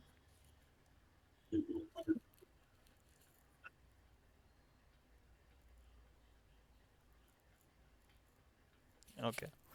So what will be our first term? So 1 by root 2, let's take outside. And then here we will have e to the minus iota eb by h cut mc. Okay. And now also this t minus t naught. Right. Now when this sz will operate on this up spin, what will we have? It will give us Then we h cut by cut 2. h cut by 2. Correct? This h cut by 2 is what we will get. And then this thing. So we can write it like this, right? The first term. So this h cut, they'll cancel out. Yeah. And then this, so this eb by 2 mc, it is given that this is omega, right? eb by 2 mc, this is omega. So how can we write it? e to the minus iota, and then eb by 2mc. So this all goes into omega and t minus t0. Okay, Right, sir. right? And similarly we can do for the second term. We'll, instead of minus sign, we'll get a plus sign. So this thing, and e to the plus iota omega t minus t0, and the downspin. So option D, it will match. Okay, clear? We'll get h cut by 2 for the second part also. Yes, we'll get, but instead of h cut by 2, we'll get minus h cut by 2. Okay, okay, sir. That's why this sign here becomes plus. Correct? Correct, sir. Okay. Okay. So okay, so here we are given that this d of alpha is the displacement operator. Okay, and what is d of alpha? Let's write it out. Alpha times a dagger minus alpha star a, where a and a dagger are lowering and raising operators respectively. So what will be the quantity? D dagger alpha, a dagger, and then d of alpha. So what will be this quantity?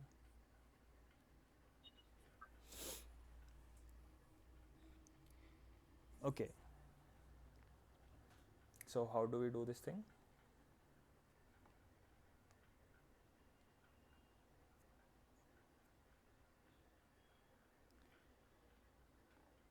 So for this,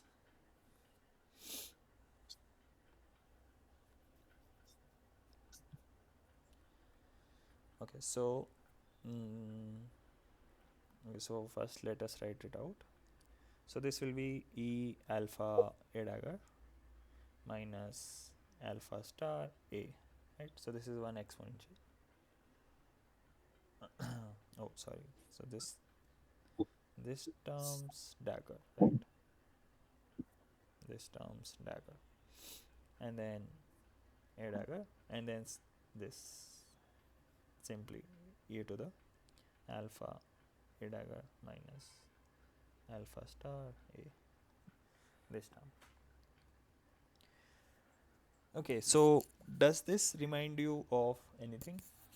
Like, have you seen this kind of a thing before?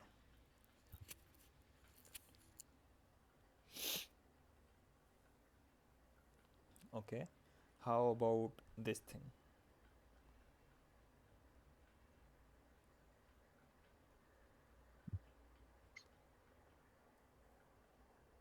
Have you seen this one before?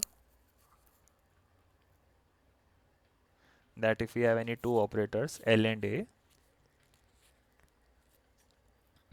then this thing can be written as A plus L comma A plus 1 by 2 factorial L comma L comma A plus 1 by 3 factorial. So this L comma L comma L comma A,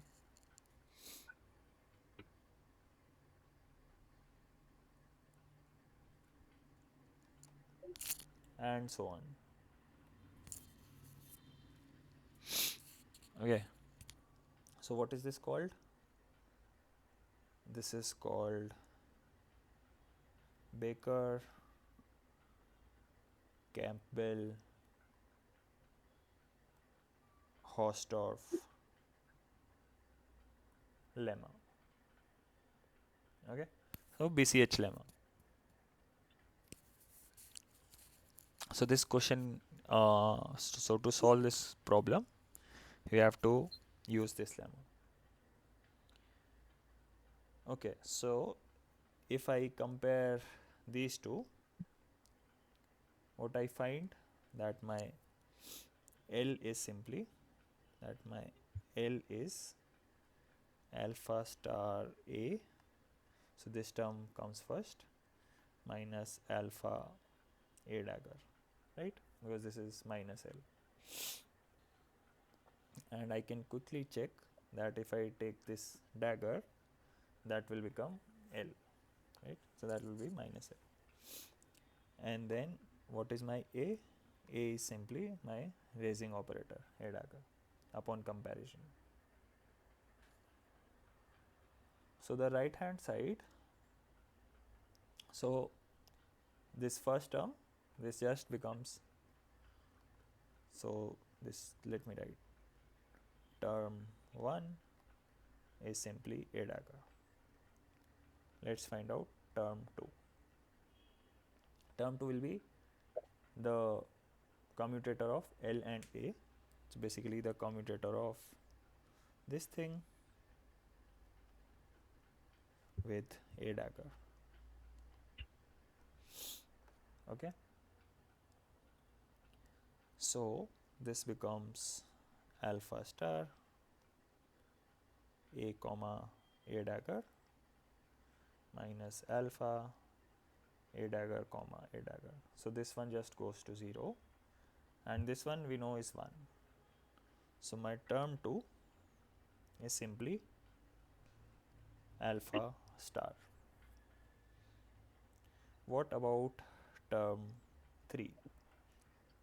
So what is my term 3? So my term 3 is 1 over 2 factorial L comma, and now we have already found out that this L comma A is alpha star, right? So this is just L comma alpha star. Now what do we know about this alpha? So this alpha star, so this alpha is basically, it is not any operator, right? So this is just a number, so it will basically commute, right? So this will go to 0. And similarly all the higher order terms, because we have this constant alpha star, all the higher order terms will be 0. So this will be equal true for term 4, and this will be equals to, this will be true for term 5, and so on. So only the starting two terms are non-zero. Okay, and the first one is A dagger and second one is alpha star. So we can write our this thing A dagger D,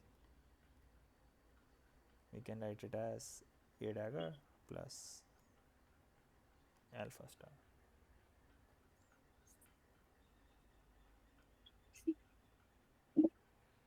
Okay, so which is option D. So what it has done basically, why is it called the displacement operator? You can see that this quantity, what it has done, it has displaced our A dagger by some constant alpha star, right?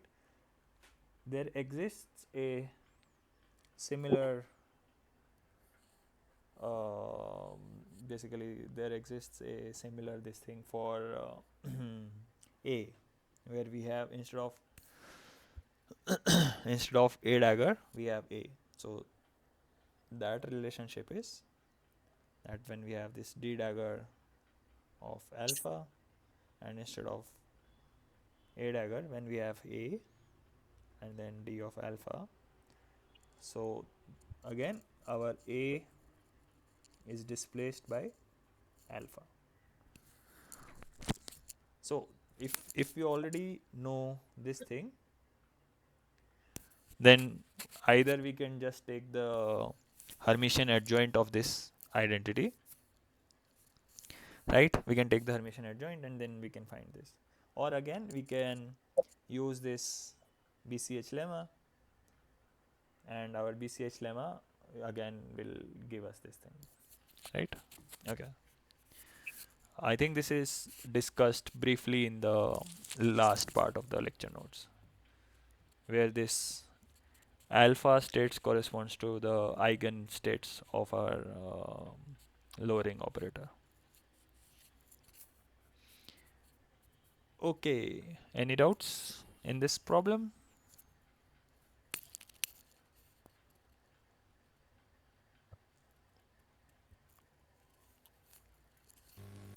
No, it's fine.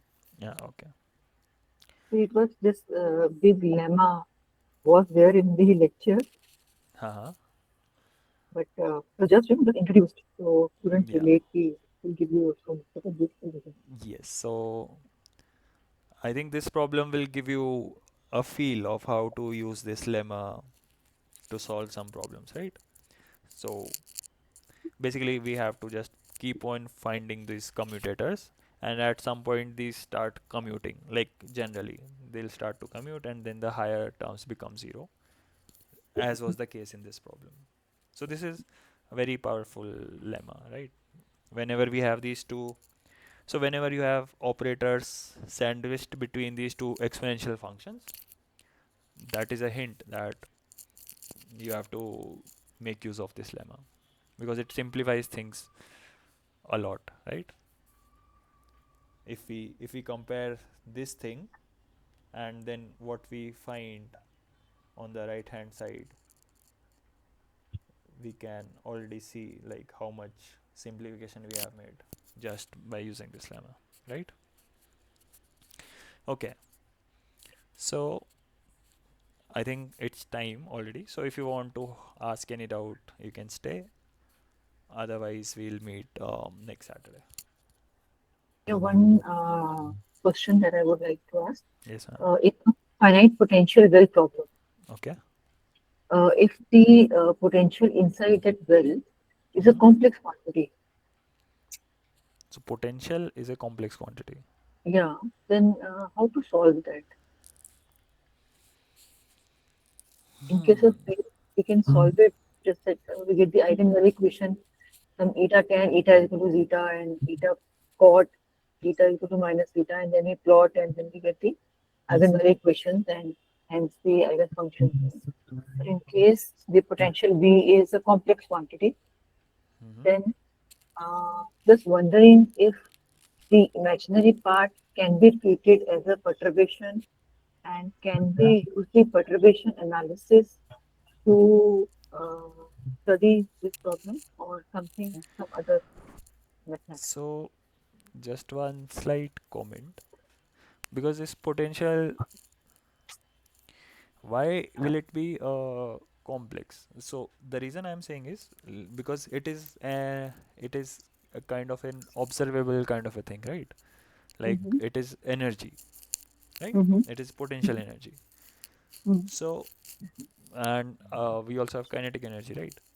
So they are generally real because we can measure them, right? Because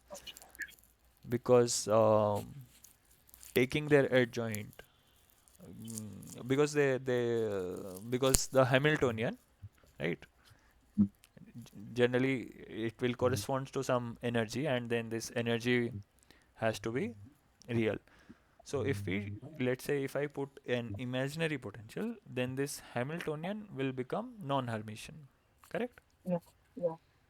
So then I don't know if that has any physical significance at all, and that because once it becomes non-Hermitian, then all the properties of Hamiltonian that we take for granted, right? Like the time dependent, uh, that the how our operators change with time, where we have this h comma the operator a, right? The Ehrenfest theorem, for example, right?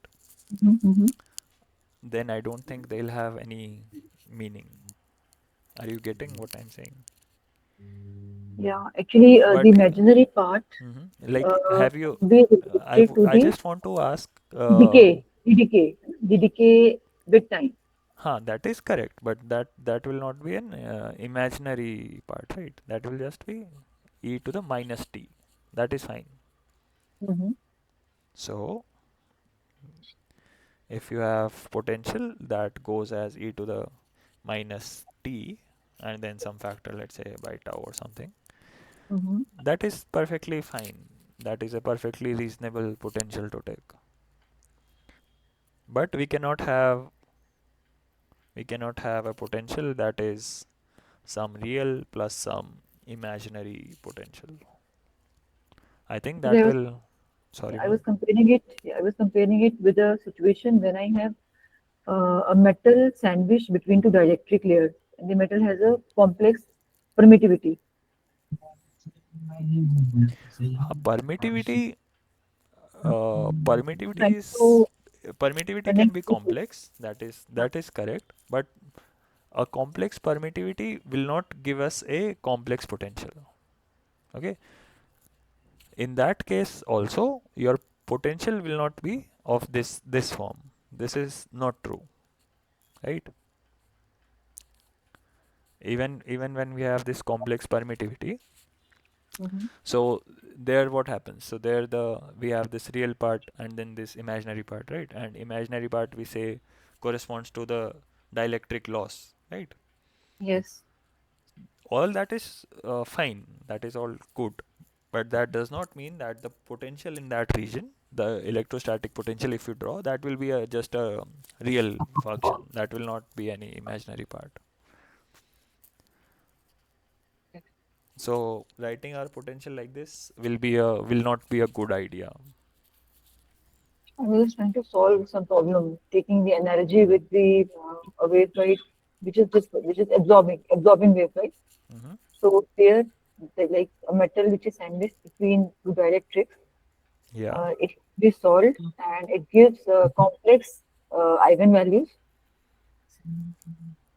Okay, Eigenvalues of of this particular device. energy The energy eigenvalues. You mean no, that eigenvalue is corresponding to which basically operator? the propagation constant. That is the propagation constant. Oh, propagation constant. Okay. Yeah. So the propagation constant comes out to be complex. The real part gives the oscillatory nature, and the imaginary part tells that as it propagates, it will attenuate. So it will have a certain propagation length. It will Okay. decay after a certain length. Okay. Hmm. So just trying to find an analogy between that device and a potential well, which has a complex potential. Okay. I think I understand like some part of what you are trying to say, Mhm. but I think like let's say this is your device, and in between you have a metal, Mhm. right? Yes. So Yeah. they may be different dielectrics or same dielectrics, doesn't matter. Mhm. So um, like how would I approach this problem, right? Okay. So here I have to basically, this is my region of interest, right? This region. Mhm. So here, if you have applied some electric field or something, right? Let's say you have gated it, or I don't know, like what you have Mhm. done. So then you will basically know your potential at some particular, let's say this is Z direction. So you will know your potential at some Z, let's say Z naught or Z1, right? So one will be ground, so this will be 0, and one is what you have applied, Mhm. correct? And then basically you need to write V of Z such that these boundary conditions are satisfied, and Mhm. also we have to take into account that how our potential changes when we are in a dielectric and then we go into a metal. We have to take care of these boundary conditions, Mhm. right? The boundary conditions for V, for a parallel, like we have two, right? The parallel component and the perpendicular component. So we have to take care of these boundary conditions, and then again we are going to a dielectric, and then finally let's say here V is 0 and here, sorry, here V is 0 and here V is some finite V naught. Mhm. So our V naught, if I draw a plot, okay, I don't know, I don't recall electrostatics very nicely Okay. now. So let's say Uh-huh. this is my total distance d. So initially I have some v naught, right? And at d I know it becomes 0. Hmm. And here I have a metal. So ideally what I would do, I would graph out my potential. Okay, how it decreases. Maybe it decreases at some slope here, and then it Hmm. doesn't decrease in a metal or something. I like just Hmm. making some model. Okay. You can then you can then improvise this model, and then your potential again goes to 0, like let's say linearly with some other slope or something, depending on the dielectrics that you have chosen. Okay, Mm-hmm. so you can look up some electrostatic book like Griffiths, for example. There it is, I think it is given how this potential changes inside a dielectric or inside a metal, right? Mm-hmm. So inside a metal, if I recall, it does not change, right? Mm-hmm. So that's why it stays constant, and then it decreases, and then it goes like this. So then now I know what my v of z is, right? And then I will use this v of z, I'll put this in Hamiltonian, and then I'll try to solve this Hamiltonian. So this, I suspect, will not be an exactly solvable equation. Okay. And then but first, like this will be how I will basically form my See. Hamiltonian, right? Okay. So first thing that I need to do is form a physically meaningful Hamiltonian. Okay. Okay, Mm-hmm. and then so I'll mark these different regions, right? 1, 2, 3, and then I don't know, like I'll look at the Hamiltonian, Okay. I'll make some approximations if necessary, Mm-hmm. and then I'll try to find out this wave function in these three regions. Okay. Once I have these wave functions, then because once you have the wave functions, then you have everything, right? Mm. Everything is contained in these wave functions. So then you can find out the energy eigenvalues, how this, or the penetration depth, or anything, right? Because wave functions will give us that. Okay. Okay, so then I guess I'll see you next week. Yeah. Thank you so much. Sir, Yes, before leaving, yes. I'll take a screenshot of the last question which we I'll did not do. okay. Generally I upload these PDFs. So whatever problems I have solved, I upload these PDFs. So, but still, if you want to take a screenshot, it's fine. Not this, the one Which one? below this. There's a question below this one. I think you're scrolling up. We have scrolled. Yes, the last one. This one? This I have not solved, no, because we are running out of time. If you want to solve it on yourself, go ahead. Okay. Maybe Thank I'll you. discuss it in the next class. Okay. Yeah. Thank you. Thank you. Thank you. Have a nice day. Bye bye.